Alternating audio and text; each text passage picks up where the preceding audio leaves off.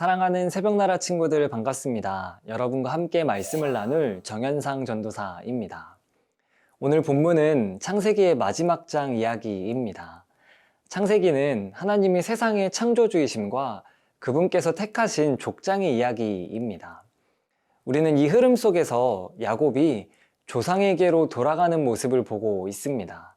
야곱의 죽음은 오늘을 살아가는 우리에게 무엇을 의미할까요? 오늘 말씀을 통해 은혜 나누길 소망합니다. 오늘 말씀의 제목은 죽음 그리고 시작입니다. 오늘의 말씀은 창세기 50장 1절에서 14절입니다.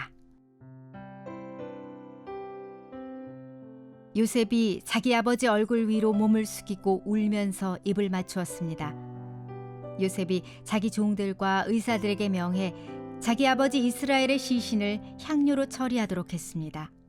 그래서 의사들이 이스라엘을 향료로 처리했습니다. 그 기간은 40일이 걸렸습니다. 그렇게 해서 그들이 향료 처리 기간을 마쳤습니다. 이집트 사람들은 그를 위해 70일 동안 애도했습니다. 그를 위한 애도 기간이 끝났을 때 요셉이 바로의 궁에 알렸습니다. 제가 만약 여러분의 은혜를 받고 있다면 저를 위해 바로께 말씀드려 주십시오. 제 아버지께서 제게 맹세하게 하시면서 내가 죽으면 내가 가나안 땅에 파놓은 무덤에 나를 묻어다오 라고 말씀하셨습니다. 이제 제가 올라가서 제 아버지를 장사 지내고 돌아오게 허락해 주십시오 라고 말입니다. 바로가 말했습니다. 내 아버지가 내게 맹세하게 한 대로 올라가서 내 아버지를 장사 지내도록 하여라. 요셉이 아버지를 묻으러 올라갔습니다. 바로의 모든 신하들과 궁전의 원로들과 이집트의 원로들이 그와 동행했습니다.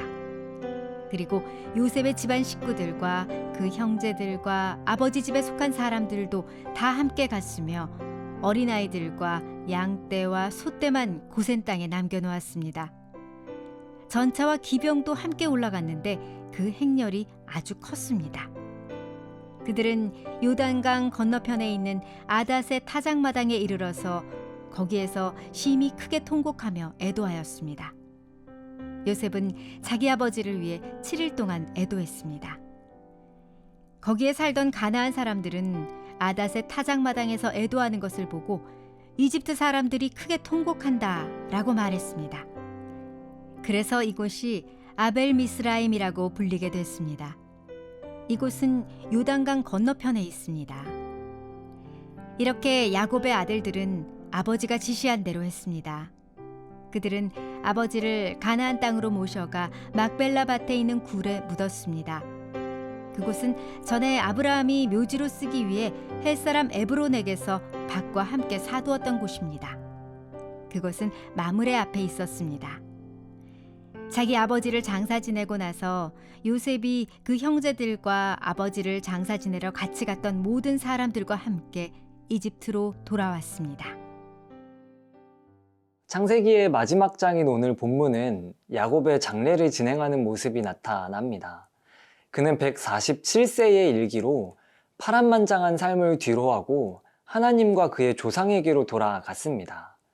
이집트의 총리이자 야곱의 아들 요셉은 아버지를 애도하며 장례를 진행합니다.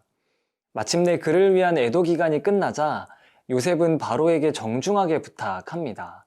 우리 함께 본문 5절 말씀을 보겠습니다. 제 아버지께서 제게 맹세하게 하시면서 내가 죽으면 내가 가나안 땅에 파놓은 무덤에 나를 묻어다오 라고 말씀하셨습니다. 이제 제가 올라가서 제 아버지를 장사 지내고 돌아오게 허락해 주십시오 라고 말입니다. 이는 어제 나누었던 야곱의 예언 중 마지막 부탁에 해당하는 내용입니다. 야곱은 조상들이 묻혀있는 막벨라 굴에 자신을 묻어달라고 요청했습니다. 요셉의 부탁에 바로는 이렇게 대답합니다. 우리 함께 본문 6절 말씀을 보겠습니다. 바로가 말했습니다. 내 아버지가 내게 맹세하게 한 대로 올라가서 내 아버지를 장사 지내도록 하여라.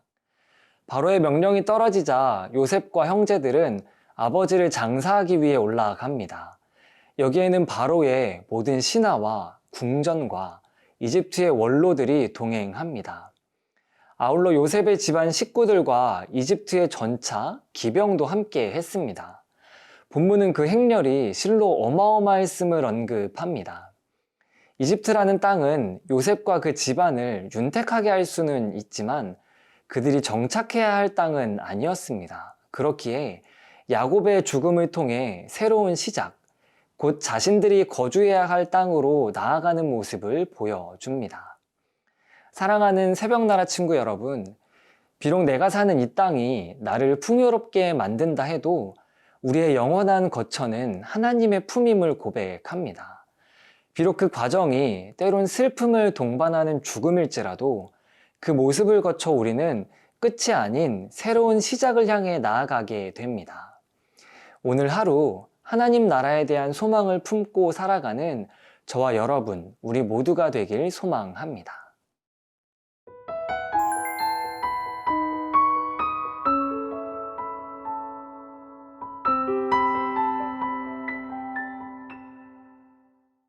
막벨라굴을 향한 장례 행렬은 요단강 건너편에 이르렀습니다.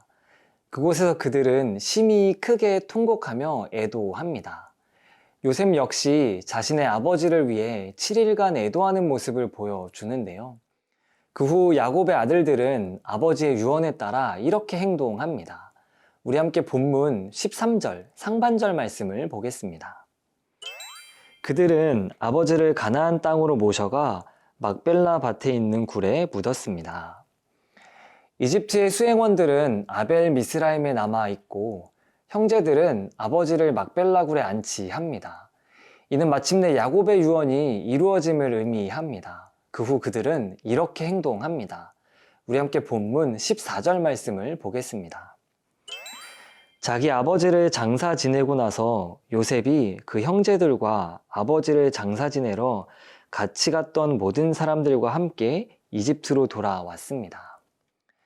아버지의 유언에 따라 막벨라굴에 장사한 후 그들은 다시 이집트 땅으로 돌아갑니다. 하지만 그들에게 이집트 땅은 영원히 거주할 곳은 아니었습니다. 가나안 땅에 있는 막벨라굴은 훗날 하나님께서 이스라엘에게 주실 그 땅을 상징하기 때문입니다. 그렇게 언젠가 그들은 이집트가 아닌 가나안 땅, 약속의 땅으로 이주하여 살아야 함을 본문이 이야기합니다. 사랑하는 새벽나라 친구 여러분, 야곱은 자신이 소망하던 땅인 가나안으로 돌아가려 했습니다. 이는 이스라엘의 후손들이 그가 묻힌 땅을 실제로 소유할 것이라는 예언의 실행입니다. 그리스도인은 하나님의 백성이라는 정체성을 따라 마침내 돌아가야 하는 본향이 있음을 기억해야 합니다. 여러분에게 가나안과 같이 돌아가야 하는 본향은 어디라고 생각하시나요? 우리는 나를 풍요롭게 하고 안전하게 지켜줄 것만 같은 이 세상을 따라 살지 않습니다. 영원한 안식처인 주님의 품이 있기에 하루하루 그 품을 기억하며 살아가는 우리가 되길 소망합니다. 우리의 소망이 되시는 하나님, 이 세상 속에 살지만 나의 본향은 하나님 나라임을 고백합니다.